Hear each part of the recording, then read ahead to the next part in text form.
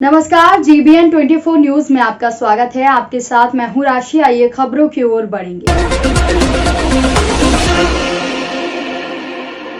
दो पक्षों में पुरानी रंजिश को लेकर विवाद में एक पक्ष के दबंग ने दूसरे पक्ष के वृद्ध व्यक्ति को गोली मार दी, जिससे वृद्ध व्यक्ति घायल हो गया।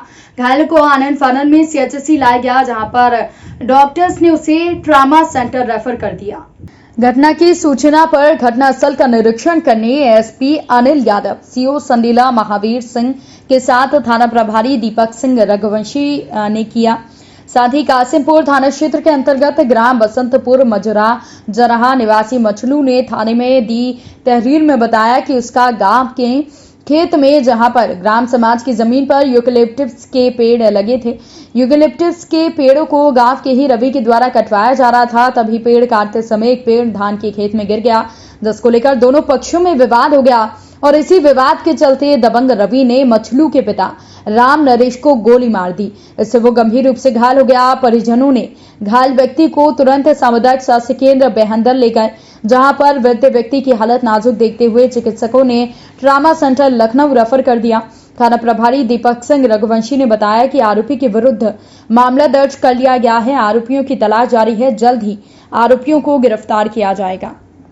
जिला धनबाद के न्यायाधीश की मृत्यु के मामले में न्यायिक जांच कराने और हत्यारे अभियुक्त को गिरफ्तार करने को लेकर कोच अधिवक्ताओं ने ज्ञापन राष्ट्रपति को संबोधित करते हुए SDM अंकुर कौशिक को दिया।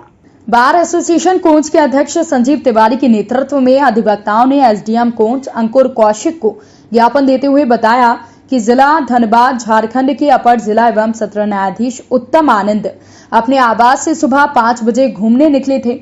तभी एक ऑटो रिक्शा चालक ने जानबूझकर उनको टक्कर मार दी। इससे उनकी उपचार के दौरान मौत हो गई। ज्ञापन में कहा गया कि इस हत्याकांड की बार एसोसिएशन कोच घोर निंदा करती है और झारखंड सरकार ने न्यायिक जांच की मांग करते हुए हत्यारे अभियुक्त को अतिशीघ्र गिरफ्तार करने की मांग लगातार की जा रही है। तो किस मांग को लेकर जाकर आज SDM साहब को ज्ञापन माननीय महामहिम राष्ट्रपति महोदय नई दिल्ली के लिए दिया गया है कि विगत दिनों जिला धनबाद, जो कि झारखंड प्रदेश में होता है, वहाँ पर तैनात अपर जिला एवं सत्र न्यायाधीश श्री उत्तम आनंद जो कि अपने आवास से सुबह लगभग 5 बजे घूमने के लिए निकले थे। उसी समय किसी अज्ञात ऑटो टक्कर वाले ने जोरदार टक्कर मार दी, जिससे उनकी उपचार के दौरान मृत्यु हो गई। आज हम बार एसोसिएशन कोच के समस्त अधिवक्ताओं ने मांग की है कि उपरोक्त हुए उनकी हत्याकांड प्रतीत होता है, इसकी न्यायिक जांच कराई जाए और जो दोषी जो उसमें मुलजिमान है उनको अतिशीघ्र गिरफ्तार किया जाए।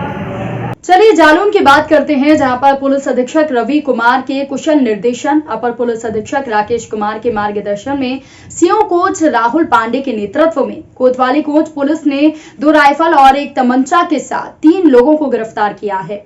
पत्रकारों से बात करते हुए CO कोच राहुल पांडे ने बताया कि कोच कोतवाली पुलिस क्षेत्र गश्त में मामूर थी। तभी सूचना मिली कि नगेपुरा से कुछ बदमाश रात में भदेवरा गांव की तरफ आ रहे हैं, जिनके पास नाजायज असलहा भी है। सूचना पर तत्काल प्रभारी निरीक्षक कोच बलिराज शाही पुलिस फोर्स के साथ मौके पर पहुंचे, जहां पर ग्राम भदेवरा मोड़ से 60 से 70 कदम की दूरी पर भदेवरा की तरफ से 3 अभियुक्त पकड़े गए। इनके पास से 2 राइफल, एक देशी तमंचा, 315 बोर और कारतूस भी बरामद किए गए हैं। पकड़े गए तीनों लोगों के नाम साकेत बिहारी पटेल, पंकज बिहारी पटेल और महाराज सिंह निवासी भदेवरा थाना कोतवाली कोच हैं। कोतवाली पुलिस ने तीनों के विरुद्ध विभिन्न धाराओं के तहत मुकदमा दर्ज कर जेल भेजा है। कोच थाना पुलिस द्वारा भदेवरा मोड़ से 3 अभियुक्तों को गिरफ्तार किया गया है। इनके पास से अवैध असलहे बरामद किए गए, जिसमें से 2 राइफल, 315 बोर और एक तमंचा 315 बोर का बरामद किया गया है तथा 10 कारतूस मिले हैं। लगातार सूचना मिल रही थी कि कुछ बदमाश घूम रहे हैं। उन्हीं पुलिस की सक्रियता और पेट्रोलिंग और गश्त की वजह से इन लोगों को गिरफ्तार किया गया। तो सर अभी कुछ और लोगों की मतलब इसमें सुनने में आ रहा है, कुछ और लोग इसमें जांच चल रही है और लगातार गश्त और पेट्रोलिंग चलती रहेगी, जिससे कि और भी जो बदमाश है उनको भी तुरंत गिरफ्तार करके इनको जेल भेजा जाए। पाली हरदोई में लाइसेंसी बंदूकों के साथ असलहों का प्रदर्शन करने से दबंग बाज नहीं आ रहे हैं। पाली थाना क्षेत्रों में दबंगों के हौसले काफी बुलंद हैं कि राशन वितरण कर रहे कोटेदार के बेटे के सीने पर बंदूक तानकर उन्होंने मारपीट की और साथ ही जान से मारने की धमकी दी। जानकारी के अनुसार पाली थाना क्षेत्र के अंतर्गत नाथखेड़ा में कोटेदार लज्जावती के पुत्र अनिल कुमार पुत्र फौजदार सरकारी सस्ते राशन का वितरण कर रहे थे। दबंग कोटेदार के पुत्र से 20,000 रुपए अवैध वसूली करने गए।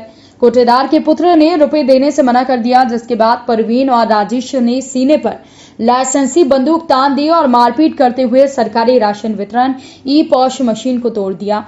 उक्त दबंग कोटेदार के पुत्र अनिल को गाली गलौज करते हुए दुकान ना चलाने की धमकी देकर चले गए। दुकान पर मौजूद ग्रामीणों ने दबंगों का असलहों के साथ वीडियो बना लिया, जो तेजी से वायरल हो रहा है। वहीं दिन दहाड़े लाइसेंसी बंदूक लेकर कोटेदार के पुत्र को मारपीट करने से गांव में दहशत फैल गई। पीड़ित ने किसी तरह पाली थाने पहुंचकर दबंगों के खिलाफ विभागीय अधिकारियों को तहरीर दी है। मथुरा में बेरहम पति ने पेट्रोल डालकर अपनी पत्नी को बुरी तरह जला दिया। महिला को जिला अस्पताल में भर्ती कराया गया है। आगरा के राहुल नगर की रहने वाली मधु, इसका विवाह 8 साल पहले मथुरा के चंदनवन निवासी संजय से हुआ था, लेकिन शादी के बाद से ही दोनों पति पत्नी के बीच अनबन रहती थी और इसी अनबन से उपजे विवाद में पति ने अपनी पत्नी के ऊपर पेट्रोल डालकर उसे आग के हवाले कर दिया। इसके चलते मधु अपने मायके में रहती थी। मधु ने बताया कि उसके पति को आगरा में एक रिक्शा भी दिलाया था, जिसे उसके पति सुमित ने मथुरा में आकर बेच दिया। महिला का आरोप है कि उसके पति ने कल रिस्की के पैसे देने को लेकर मथुरा बुलाया था। मधु ने अपने पति पर आरोप लगाया कि उसके पति के द्वारा रात भर मारपीट की, वहीं उसके पति के द्वारा पेट्रोल डालकर आग लगा दी गई। मधु का कहना था कि वो जली हुई स्थिति में थाना हाईवे पर जाकर पति के विरुद्ध शिकायत की, तो पुलिस के द्वारा ही उन्हें जिला अस्पताल में भर्ती करा दिया गया। मेरा नाम कीर्ति शर्मा है। मेरे पापा का नाम देवेंद्र शर्मा है। मैं पिछले 5 साल से अपने पति से अलग रह रही हूँ। मैं पिछले 1 साल पहले सादाबाद रोड पे पार्लर में काम करती थी। वहाँ मुझे एक आशीष अग्रवाल नाम का लड़का मिला, जिसके पापा का नाम कृष्णकांत अग्रवाल है। और उसने बोला मेरी वकीलों से जानकारी है, मैं तेरा तलाक करवा दूंगा। और वो मुझे तलाक के लिए किसी वकील से मिलाने के लिए बहाने से मुझे ओमेक सिटी वृंदावन लेके गया एक फ्लैट में। और उसने वहाँ पे बिहारी जी के नाम का प्रसाद बोल के मुझे एक प्रसाद खिलाया और मैंने वो प्रसाद खा लिया। उसमें पता नहीं क्या मिला हुआ था और मैं उसे नशे की हालत में बेहोश हो गई। उसने मेरे साथ शारीरिक शोषण किया, सब कुछ किया जो उससे हो सकता था। उसने मेरे साथ में गंदे से गंदा सब कुछ किया। जब मुझे होश आया मेरे पास कपड़े वपड़े कुछ नहीं थे और वो नशे की हालत में पड़ा था। उसने मुझे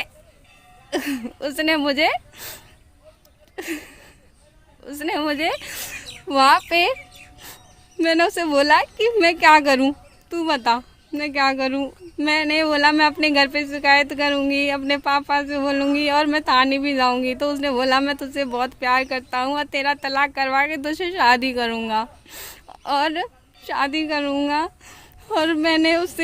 मैं वहाँ रहने लगी। उसने मुझे एक फ्लैट दिलवा दिया वृंदावन में, ओमेक सिटी में, और मैं वहाँ रहने लगी।